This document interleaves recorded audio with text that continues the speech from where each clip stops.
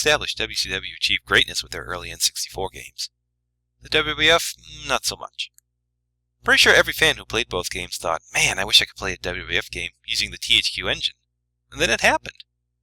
The WWF saw the success WCW was having with THQ AKI, and they decided they wanted some of that. The end result was WrestleMania 2000, released in October 1999. I'm still amazed this actually happened. You see fan wish lists all the time, asking for things like game crossovers and bringing back old series, and they never happened. But this one actually did. Playing the game, it's amazing how much is unchanged from the WCW games, from the presentation to the engine to the move animations. The WWF has a reputation of feeling that their way is the only way. This time they looked at their game, then at WCW's, and decided WCW was doing a better job. Pretty crazy. This game has an intro movie similar to Revenge, although not nearly as insane. But you get similar clips, similar random words flashing on the screen, and a similar song. The best is when Chyna punches Road Dogg in the groin, and the screen says, "Great!"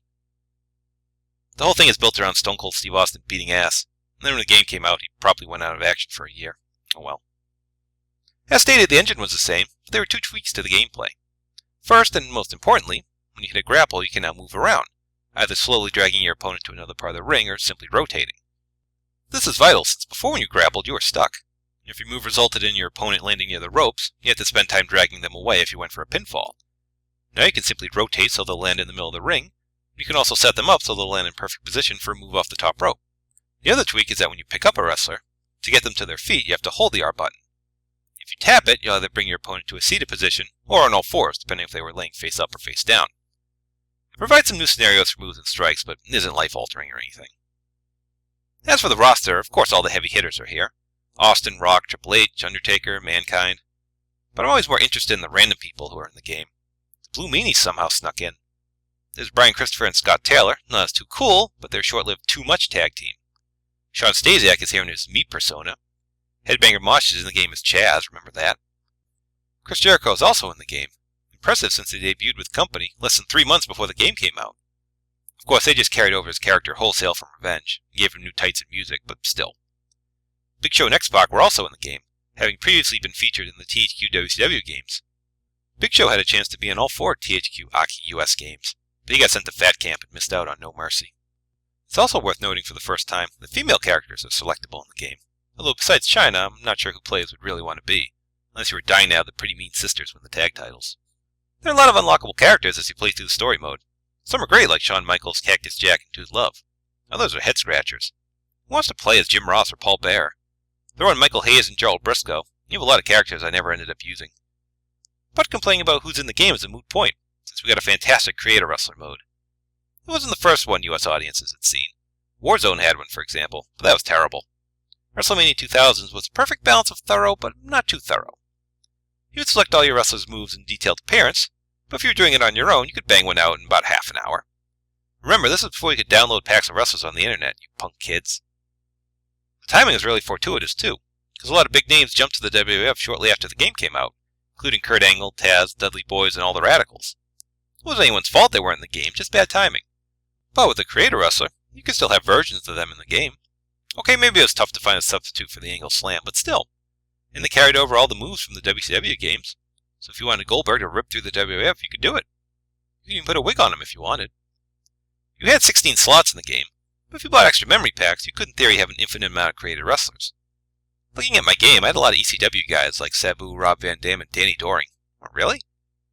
I've had a nifty-looking Trash Holly, one of the few decent creative wrestlers I made myself. I was never all that talented at the process, so I often scoured websites for the formulas. You punk kids have it so easy these days with your flash drives and Xboxes. Get off my lawn.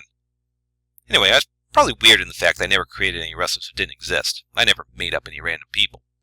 There's so many wrestlers out there not in the game, why waste the space? The big new mode this year is Road to WrestleMania.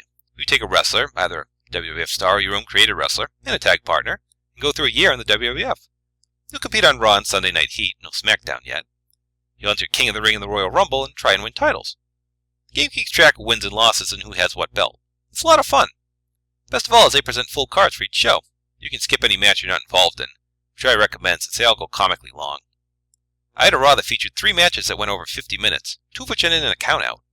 It's been one of those extended 8-hour Raws.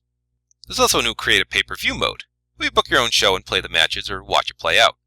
It's not bad, but I barely ever used it. I apparently booked one show, main evented by The Rock beating Steve Austin in 2 minutes and 21 seconds. No wonder I didn't win Booker of the Year in 1999. You can also create belts and defend them, something I don't think I ever bothered to do. Season mode and Creator Wrestler are more than enough to keep my attention. New modes include Royal Rumble mode, which is basically the Battle Royal mode from Revenge. You can also now play triple threat matches, which were all the rage at the time. This is a steel cage option featuring a huge cage. Seriously, it may actually be 30 feet off the ground. It's escape the cage style, so you have to incapacitate your opponent and then climb out. Be warned, if you take the big drop, your spirit meter will automatically drop to danger. And if you fell out of the equivalent of a second-story window, your spirits probably wouldn't be too high either. The big upgrade in presentation is we finally have everyone's entrance themes in Titantrons. Well, kinda. Since the game was on a cartridge, they could only fit in so much data. So basically we got animated GIFs of each Titantron, and trust me, this was profound at the time. One annoying thing was tag teams wouldn't come out together like in Revenge.